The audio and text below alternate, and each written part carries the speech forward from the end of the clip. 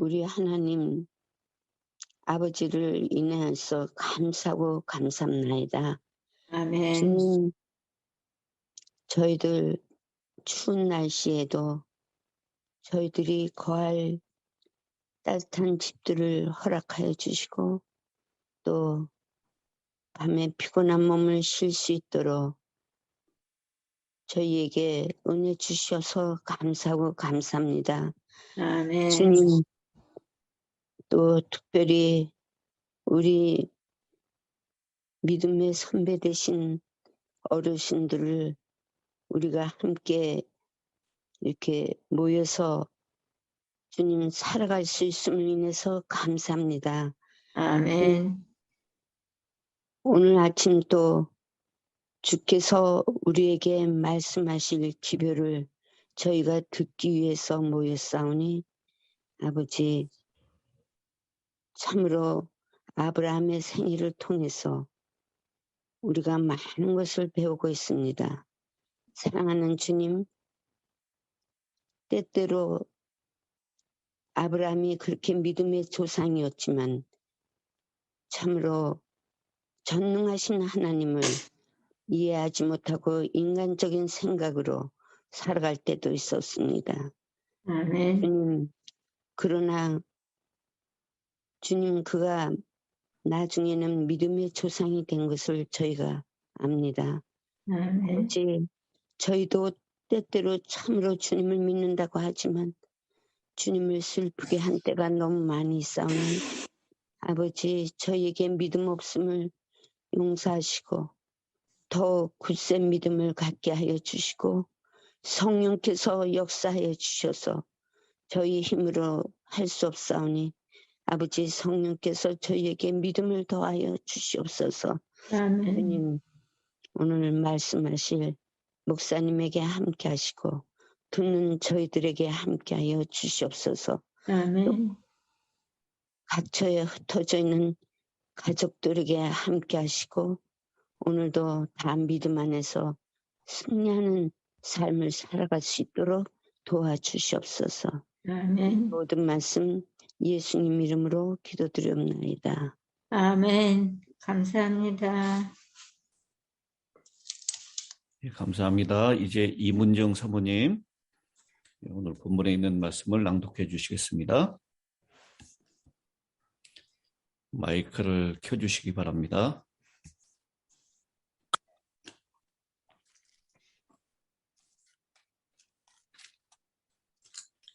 창세기 18장. 아브라함이 아들을 약속받다. 여호와께서 마므레 상수리 나무들이 있는 곳에서 아브라함에게 나타나시니라. 날이 뜨거울 때 그가 장막문에 앉아 있다가 눈을 들어 본즉 사람 셋이 맞은편에 서 있는지라. 그가 그들을 보자 곧 장막문에서 달려나가 영접하며 몸을 땅에 굽혀 이르되 내 주여 내가 주께 은혜를 입었사오면 원하건대 종을 떠나 지나가지 마시옵고 물을 조금 가져오게 하사 당신들의 발을 씻으시고 나무 아래에서 씻소서. 내가 떡을 조금 가져오리니 당신들의 마음을 상쾌하게 하신 후에 지나가소서. 당신들이 종에게 오셨음이니이다. 그들이 이르되 내 말대로 그리하라. 아브라함이 급히 장막으로 가서 사라에게 이르되 속히 고운 가루 세 스아를 가져다가 반죽하여 떡을 만들라 하고 아브라함이 또 가축대 있는 곳으로 달려가서 기름지고 좋은 송아지를 잡아 하인에게 주니 그가 급히 요리한지라. 아브라함이 엉킨 젖과 우유와 하인이 요리한 송아지를 가져다가 그들 앞에 차려놓고 나무 아래에 모셔 섬에 그들이 먹으니라. 그들이 아브라함에게 이르되 내 아내 사라가 어디 있느냐? 대답하되 장막에 있나이다. 그가 이르시되 내년 이맘때 내가 반드시 내게로 돌아오리니 내 아내 사라에게 아들이 있으리라 하시니 사라가 그 뒤 장막 문에서 들었더라. 아브라함과 사라는 나이가 많아 늙었고 사라에게는 여성의 생리가 끊어졌는지라. 사라가 속으로 웃고 이르되 내가 노쇠하였고 내 주인도 늙었으니 내게 무슨 즐거움이 있으리요. 여호와께서 아브라함에게 이르시되 사라가 왜 웃으며 이르기를 내가 늙었거늘 어떻게 아들을 낳으려 하느냐. 여호와께 능하지 못한 일이 있겠느냐. 기한이 이를 때 내가 내게로 돌아오리니 사라에게 아들이 있으리라. 사라가 두려워서 부인하여 이르되 내가 웃지 아니하였나이다. 이르시되 아니라 내가 웃었느니라. 아멘. 아멘. 아멘. 예, 감사합니다. 예, 창세기 18장은 아브라함의 믿음과 하나님의 구원 사역을 잘 보여주고 있고요. 그리고 이어서 나오는 19장은 소돔의 타락과 하나님의 심판 사역을 증거하고 있습니다. 이 아브라함의 모습을 우리가 세 가지로 살펴볼 수 있는데요. 첫 번째, 아브라함은 왕의 자격을 갖춘 사람이었습니다. 창세기 14장에 보면 군대를 이끌고 나가서 롯을 구한 사건은 그 당시 어느 국가의 왕처럼 군사적인 리더로서 전혀 부족함이 없음을 입증했습니다. 그리고 하나님께서 그가 큰 백성의 조상이 될 뿐만 아니라 그에게서 왕들이 나올 것이다 라고 17장 6절에 그렇게 말씀하고 있습니다. 그래서 왕의 자격을 갖춘 사람이었고요. 두 번째로 아브라함은 선지자였습니다. 창세기 15장에 하나님께서 선지자들에게 말씀하시는 것처럼 아브라함에게 말씀하셨습니다. 그리고 아브라함이 선지자다라고 하는 표현이 직접적으로 나오나요? 창세기 20장 7절에 보면 이제 그 사람의 아내를 돌려보내라. 그는 선지자라. 아브라함을 선지자라고 직접 그렇게 하나님께서 말씀하시는 것을 보게 됩니다. 선지자들이 보는 것 같은 이상을 보았습니다. 하나님의 말씀을 직접 들었습니다. 그리고 세 번째, 이 아브라함은 하나님과 인간 사이를 중재하는 제사장의 역할을 감당하고 있습니다. 창세기 12장, 18장, 19장 이런 말씀들을 보면 하나님께 제사를 드렸고 그 다음에 그가 기도함으로 이 문제를 해결하는 그런 장면을 보여주고 있습니다. 오늘 이 18장은 아브라함이 제사장으로서 중보하는 역할이 부각이 되어 있습니다. 그래서 메시아, 문자적으로는 기름 부음을 받은 자라는 뜻이죠. 기름 부음을 받은 사람들이 세 부류가 있었는데 누구였죠?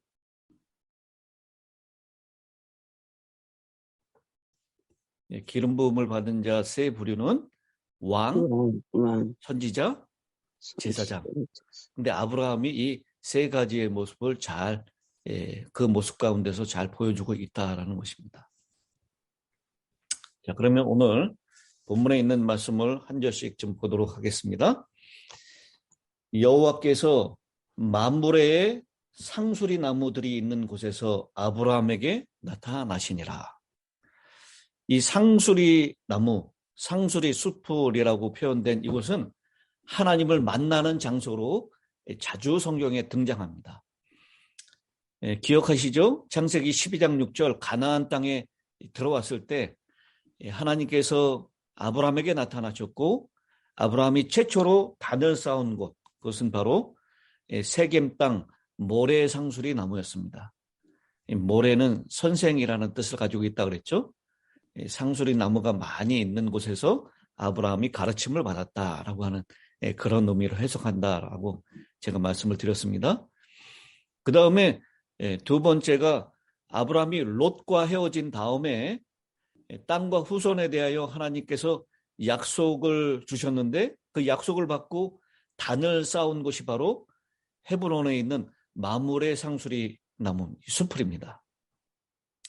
마므리 상수리 나무가 있는 곳, 마므레는 아브라함과 동맹을 맺었던 그 사람의 이름이었다라고 말씀을 드렸습니다. 그 다음에 여호수아 24장 26절에 보면 여호와의 성소가 있는 곁에 상수리 나무가 있는 곳에 여호수아가 백성들과 언약을 하고 그 증거의 돌을 세우는 장소가 바로 상수리 나무다라고 얘기합니다. 그리고 사사기 6장 11절에도 여호와의 사자가 기드온에게 나타나는데요. 그 기드온 나타난 그곳이 바로 상수리 나무 아래였다라고 얘기를 하고 있습니다. 바로 이 상수리 나무 아래, 그것은 하나님을 만나는 장소로 그렇게 성경에 등장하고 있습니다. 거기 보면 이제 세 명의 나그네가 등장하죠. 세 사람을 보고 아브라함이 이들을 아주 극진하게 환대합니다.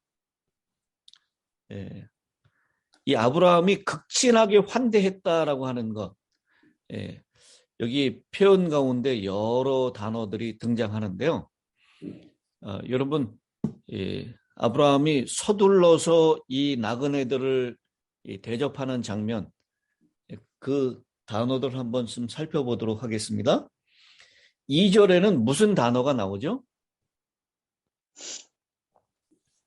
몸을 땅에 굽혀. 몸을 땅에 굽혔다 환대하는 장면이기도 하지만 여기서 좀 서둘러서 나그네를 대접하는 이유. 달려나가.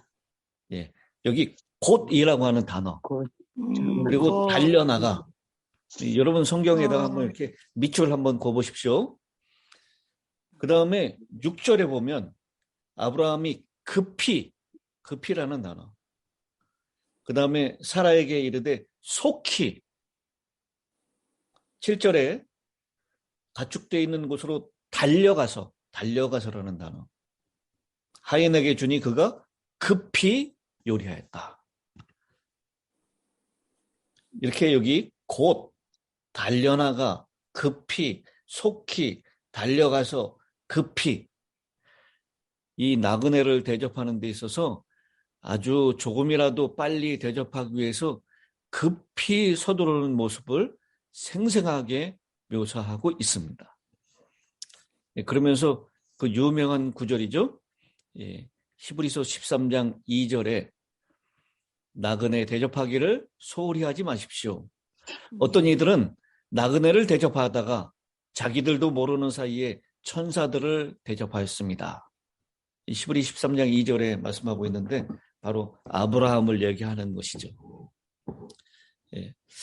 여러분, 우리 한국에서도 이 손님을 대접하는 그런 아름다운 전통이 있었죠? 그래서 제가 어느 성도님들 집에 방문하면 그렇게 말씀하시는 분이 있어요. 제가 뭐 밥도 먹었고 또 전에 집에서 과일도 먹었고 그러니까 지금 아무것도 먹을 필요가 없습니다. 그렇게 얘기하면 어떤 분들은 그렇게 얘기합니다. 저희 어머니께서 손님이 오면 물 한 잔이라도 대접해서 보내라 그랬다고. 목사님, 물이라도 한 잔 드시고 가시라고. 근데 저희 어머니께서도 꼭 똑같이 그렇게 하셨던 것을 제가 기억합니다. 이 손님이 오시면, 특별히 이 식사 시간에 맞춰서 오시는 손님이 있으면 꼭 식사를 대접하셨어요.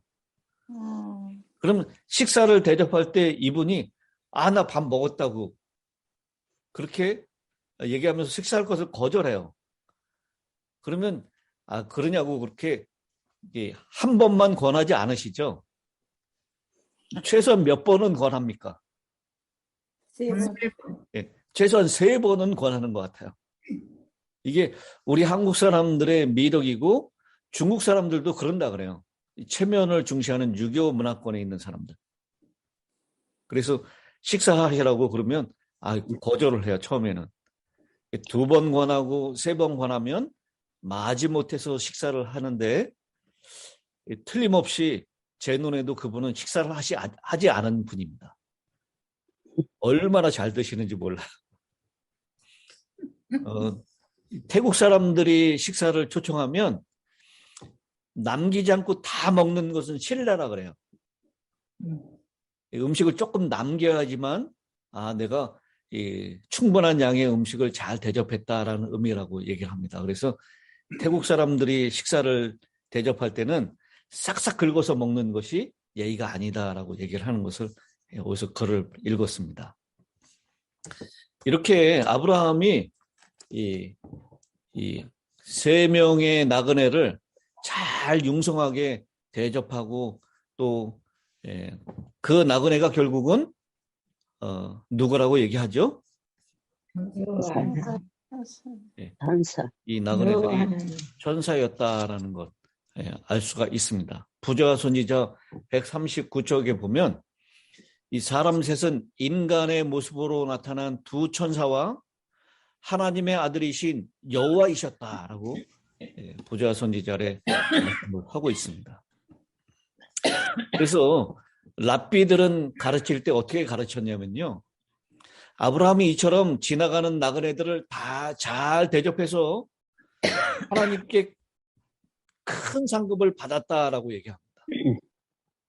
그러면서 광야에서 하나님께서 그의 후손들에게 40년간 만나와 메추라기를 주시고 마실 물이 없을 때 물이 터져 나오게 하시고 구름 기둥이 그들을 보호해 준 것은 바로 아브라함이 지나가는 나그네를 대접한 데 대한 상급이었다라고 랍비들은 가르치고 있습니다. 여러분, 광야에서 그늘이 없는 곳, 그리고 이 사람들이 왔던 때가 언제라고 얘기하죠? 날이 뜨거울 때. 뜨거운 여름. 뜨거울 때. 날이 뜨거울 때 그랬는데 우리 개역 한글에는 뭐라고 그럽니까? 오정에. 우리 한문자 사모님 마이크가 꺼져 있어서 소리가 안 들립니다. 오정에 정오에라고 얘기했어요. 아침 10시부터 낮 3시까지 그때가 제일 뜨거울 때인데 아마 정오가 됐을 때가 가장 뜨거웠을 때죠. 그때 그 물도 없는 그 광야를 지나가는 이 나그네들에게 아브라함이 달려나가서 그들에게 몸을 굽혀 절을 하면서 내 주여 내가 주께 은혜를 입어 싸우면 원컨대 종을 떠나 지나가지 마옵시고 잠깐 쉬셨다가 음식도 먹었다가 좀 쉬시고 가십시오. 그렇게 대접을 하는 것입니다. 여러분, 아브라함이 평소에 그렇게 나그네를 대접했을까요? 아니면 그날 특별하게 그렇게 했을까요? 평소에 그렇게 했을 것입니다. 이 마므레 상수리 나무, 이 사거리에 위치했다고 그러죠. 헤브론에 있는 곳. 밑으로는 부에사바, 위로는 세겜으로 올라가는 그곳. 거기에 지나가는 모든 나그네들마다 그렇게 대접을 한 것입니다. 우리도 우리 주변에 나그네가 다가올 때 이 아브라함이 부지 중에 나그네를 대접했다, 천사를 대접했던 것처럼 찾아오는 모든 나그네들에게 정말 아름답게 그들을 잘 맞이하고 섬길 수 있게 되기를 간절히 바랍니다. 이 유대인들은 보통 6가지의 덕목을 최고로 여겼습니다. 첫째는 손님을 환대하는 것이고요. 두 번째는 병자를 문안하는 것.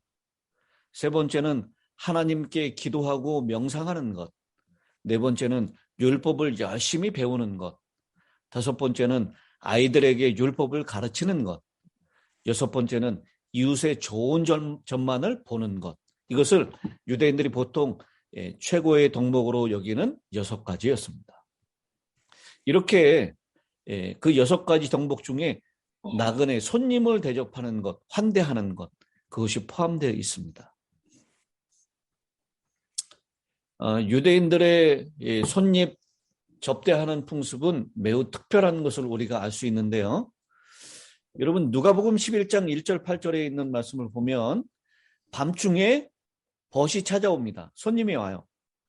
그랬더니 마침 먹을 게 없어요, 그 집에. 그러면 어떻게 하죠? 오늘 좀 밤에 먹을 것이 떨어졌으니 내가 날 밝은 다음에 당신을 위해서 먹을 걸 마련해 줄 테니 먹어라. 이렇게 하지 않습니다. 한밤중이라도 손님을 위해서라면 이웃집에 빵을 빌리러 가는 것, 그것이 당시의 풍습이었습니다.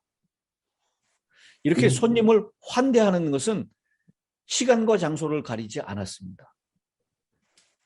그리고 유대인들의 또 손님을 초대할 때, 회식을 초대할 때는 꼭 2번 초청하는 것이 일반적인 예였습니다. 잔치가 있기 얼마 전에 집주인은 종을 보내서 손님들과 그들을 초청하는 전가를 보냅니다. 처음 초대를 받으면 대부분의 사람들은 예의를 갖추느라고 거절합니다. 종들은 다시 그 사람들에게 참석을 강력하게 권고했습니다. 그리고 초청하는 날 당일 또다시 손님을, 종들을 보내서 잔치 준비가 모두 끝났음을 알립니다. 그래서 2번 유대인들은 초청을 하는 것이 일반적인 예의였다라는 것입니다. 자, 아브라함이 그렇게 정성껏 준비를 하는데요. 이 성경에 처음으로 등장하는 말이 있죠. 창세기에는 처음으로 등장하는 것이 아주 많이 등장한다라고 얘기했는데 7절에 나오는 요리라고 하는 단어, 그 다음에 버터, 여기 8절에 나오죠. 엉긴 젖, 그것을 버터라고 우리가 번역을 합니다. 버터와 우유라고 하는 단어가 성경에 처음 등장합니다. 아브라함이 대접했던 요리가 우유, 버터 말고 또 뭐가 있었을까요? 송아지를 요리. 네, 송아지 요리. 그리고 분명히 빠지지 않고 아마 포도즙도 들어가 있었을 것입니다. 이 송아지 요리는 보통 고급 요리가 아니죠. 이렇게 아브라함이 아주 이 3명의 나그네들에게 아주 극진하게 대접을 하는데, 그래서 어떤 성서학자들은 아브라함이 찾아왔던 이 3사람이 천사들이었고 여호와였을 것이다라고 그것을 미리 알았다라고 얘기합니다. 그러나 본문상에 있는 증거로서는 알지 못했던 것이 확실합니다. 아브라함이 내 주여라고 불렀던 것, 그것은 그냥 일반적인 호칭이었어요. 모르는 상대방을 높여서 부를 때 아도나이, 내 주여라고 부르는 것이지 이 여호와라고 부르는 것이 아닙니다. 모세가 기록하면서 하나님의 명칭을 여호와라고 명칭하는 데 비해서 아브라함이 그들을 칭할 때 내 주여라고 칭한 것은 대조되는 이야기입니다. 그리고 아까 히브리서에 나오는 말씀처럼 부지 중에 천사를 대접했다라고 하는 것을 봤을 때 아브라함이 알고 대접한 것이 아니다라는 것을 알 수 있습니다. 그리고 식사를 할 때 아브라함이 보였던 태도죠. 8절에 나옵니다. 나무 아래 모셔 섬에 그들이 먹었더라. 예. 그냥 차려놓고 드십시오라고 물러가는 것이 아니라 그들이 먹을 때 아브라함이 같이 먹지 않았습니다. 곁에 서서 그들이 먹는 것을 시중을 들었다라는 것이죠. 이 모습을 볼 때 아브라함이 이때 나이가 몇 살이에요? 이때 나이가 99살입니다. 17장에 나타나셨던 하나님, 18장에 얼마 차이를 두지 않고 나타나셨을 것 같아요. 왜냐하면 그때 내년 이맘쯤에라고 하는 표현을 통해서 99세 때에 아브라함이 17장에 아브라함에게 나타나시고 또 18장에도 나타나셨던 것을 볼 수 있습니다. 조금 말이 좀 길어졌는데요. 이제 좀 우리가 중요한 장면으로 넘어가도록 하겠습니다. 아브라함이 이렇게 손님을 극진하게 하고 난 다음에 이 음식을 먹고 난 다음에 이 손님들이 자신의 정체를 밝힙니다. 뭐라고 얘기하죠?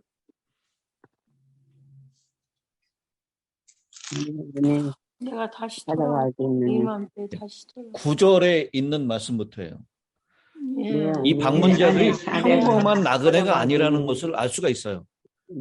내 안에 사라가 어디 있느냐. 예. 아브라함에게 이르되 네 안에 사라가 어디 있느냐. 누구의 이름을 알고 있어요? 사라. 사라의 이름을 알고 있어요. 조금 전까지만 해도 사라의 이름은 사레였습니다. 바뀐 이름을 알고 있어요. 그래서 이 나그네들 그들이 평범한 나그네가 아니라는 것을 거기서 알게 됩니다. 자신의 아내의 이름을 알고 있는 것을 보고 아마 아브라함이 깜짝 놀랐을 것입니다. 그리고 방문한 목적을 얘기하죠. 그가 이르되 내년 이맘때 내가 반드시 내게로 돌아오리니 네 아내 사라에게 아들이 있으리라.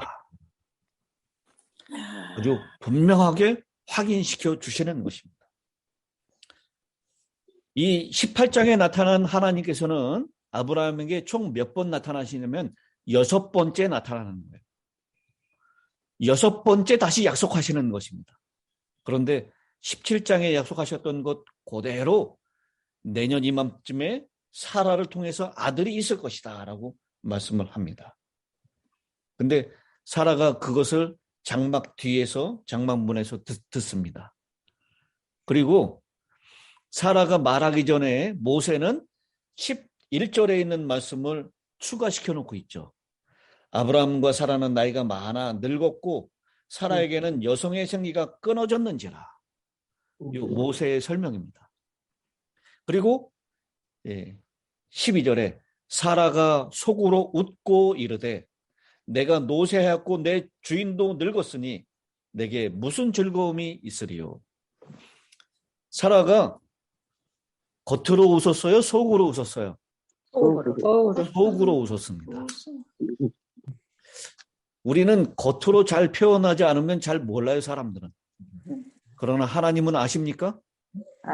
하나님은 사람의 외모를 보지 아니하시고 중심을 보시는 분이기 때문에 아십니다. 그러면서 사라가 왜 웃었는지 모르겠다고. 누구에게 말씀하십니까?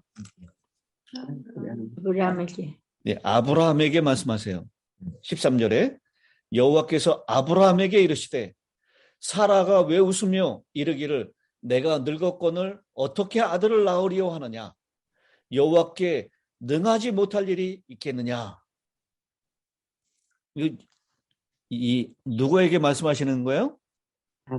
이 아브라함에게 말씀하시는 겁니다. 이 하나님께서 사라에게 직접 바로 말씀하지 않으셨어요. 아브라함에게 말씀하십니다. 그러면서 우리 17장 1절에 나는 전능한 하나님이라 라고 말씀하셨던 그 하나님이 다시 자신의 전능함을 말씀하시죠. 11절에 표현한 대로 나이 많아 늙었고 사라는 여성의 생리가 끊어진 그런 죽은 것 같은 상태에서 아들을 약속하셨는데 전능한 하나님께서 여호와께 능치 못할 일이 있겠느냐라고 말씀하시는 거예요. 아멘. 우리 이재찬 장로님, 김선희 집사님, 제가 죄송하지만 내년에 아들을 낳을 것입니다. 이렇게 얘기하면 믿으실 수 있겠습니까? 못 믿어요. 좀 믿어요. 믿으세요? 아니, 제 말을 믿으면 안 되고요. 제 말은 그냥 이렇게 웃어줘도 됩니다. 근데 여호와께서 꿈속에 나타나셔서 내 사랑하는 선이야 내년에 아들을 낳을 것이다 라고 하면 믿으십니까? 믿어요. 믿어요. 믿어요. 예, 믿어야 됩니다. 아멘. 이거 믿어야 돼요. 아멘. 이게 믿음이에요, 이게요.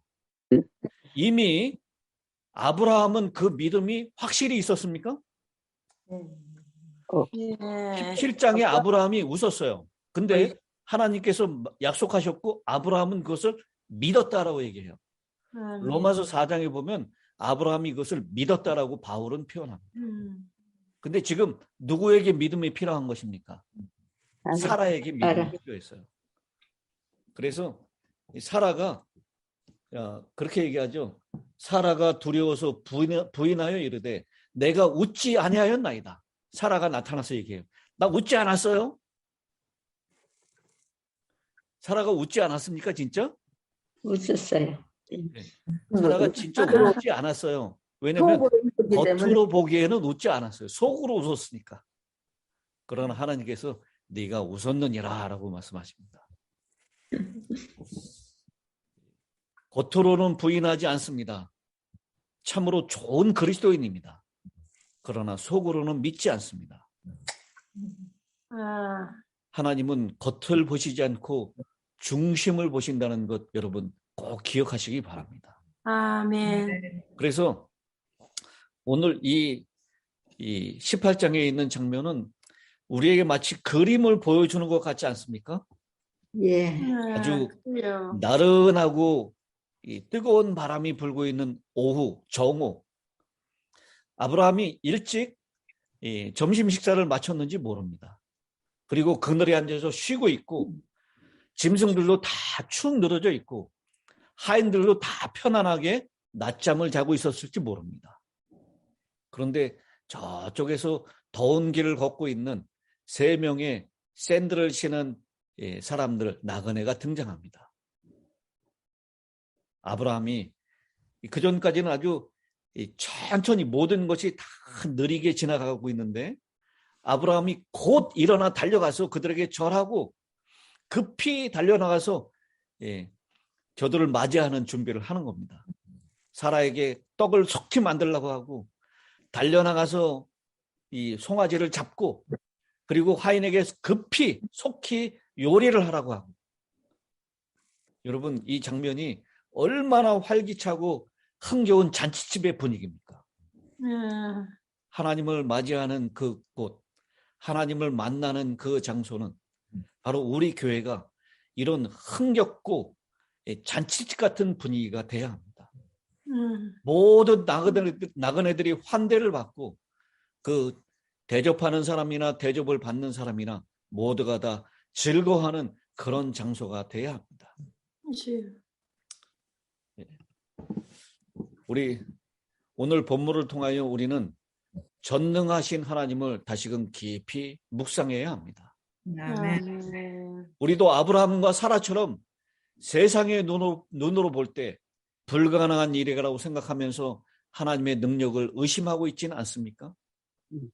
물리적으로, 신체적으로, 상황적으로 불가능할지라도 하나님께 있어서 불가능한 것은 전혀 없다는 사실. 오늘 그 약속을 비록 더딜지라도 하나님께서 약속하시면 반드시 이루신다는 그 놀라운 사실을 오늘 우리 마음 가운데 확신할 수 있게 되기를 간절히 바랍니다. 에스겔 12장에 있는 말씀을 하나 보고 오늘 말씀을 좀 마치려고 합니다. 오늘 좀 늦어져서 죄송합니다. 에스겔 12장 성경을 같이 한번 좀 찾아보시기 바랍니다. 에스겔 12장 22절입니다. 인자야 이스라엘 땅에서 이르기를 날이 더디고 모든 묵시가 사라지리라 하는 너희의 이 속담이 어찌 됨이냐. 우리가 여태까지 이런 긴 시간을 보냈지만 하나님께로부터 받다는 환상이 이루어진 것을 본 적이 없다라고 하는 그런 속담이 이스라엘에게 많이 있었다는 것입니다. 그런 속담이 생겼어요. 그런데 하나님은 그렇게 말씀하십니다. 인자야 27절입니다. 인자야 이스라엘 족속의 말이 그가 보는 묵시는 여러 날 후의 일이라 그가 멀리 있는 때에 대하여 예언하였다 하느니라. 그러므로 너는 그들에게 이르기를 주 여호와의 말씀에 나의 말이 하나도 다시 더디지 아니할지니 내가 한 말이 이루어지리라. 나 주 여호와의 말이니라 하셨다 하라. 아브라함과 사라의 마음 가운데 25년 동안의 약속이었어요. 그동안. 이 약속이 너무 더딘 것 같았습니다. 아니, 이루어지는데 불가능한 것처럼 보였습니다. 그러나 오늘 여호와께 능치 못할 일이 있겠느냐. 이 말씀처럼 하나님이 약속하시니 날이 이를 때에 아들이 태어나게 되는 것입니다. 오늘 이 전능하신 하나님의 약속, 그 약속을 믿는 믿음으로 우리가 더딜지라도 지체하지 않고 속히 오리라라고 말씀하신 예수의 재림을 믿음 가운데서 기다리고 소망하는 우리 모든 성도들 되시기를 간절히 바랍니다. 아멘.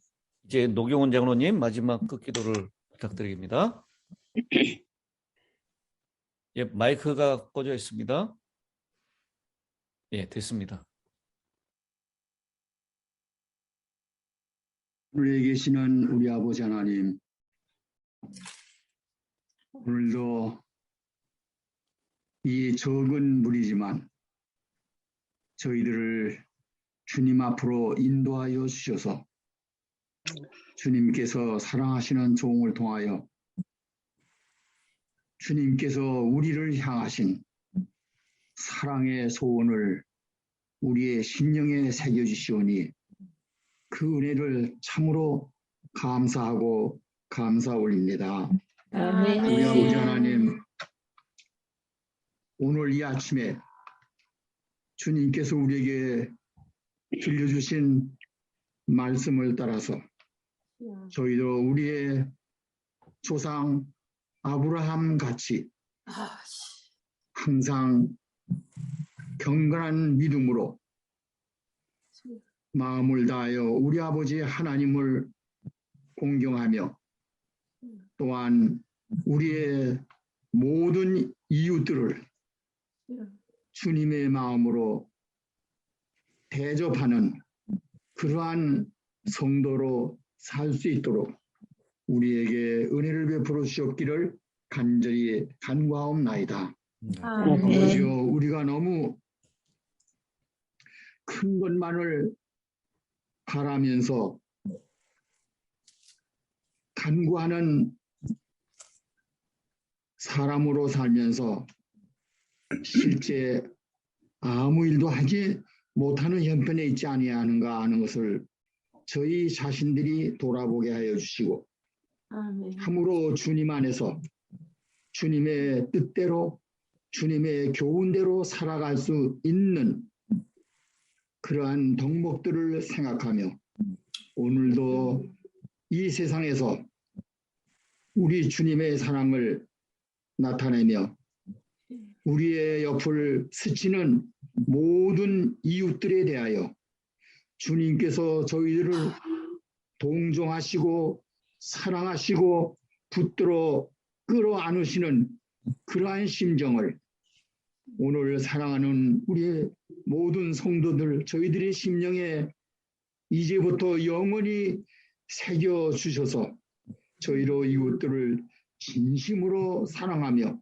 주님께 인도하는 일에 열심하는 성도로 살아가는 저희가 다 될 수 있도록 주여 이 시간에 축복하여 주시옵고 또한 특별히 이 아침에 주신 귀한 말씀들 하나하나를 참으로 마음에 오래도록 간직하면서 그 말씀을 꼭 실천하며 살아가는 저희들이 되고, 그리하여 하나님께 기쁨과 영원한 영광을 돌리는 우리 힐탑 모든 성도들의 생애가 되도록 은혜 베풀어 주시옵기를 구주 예수님의 이름으로 기도 올리옵나이다.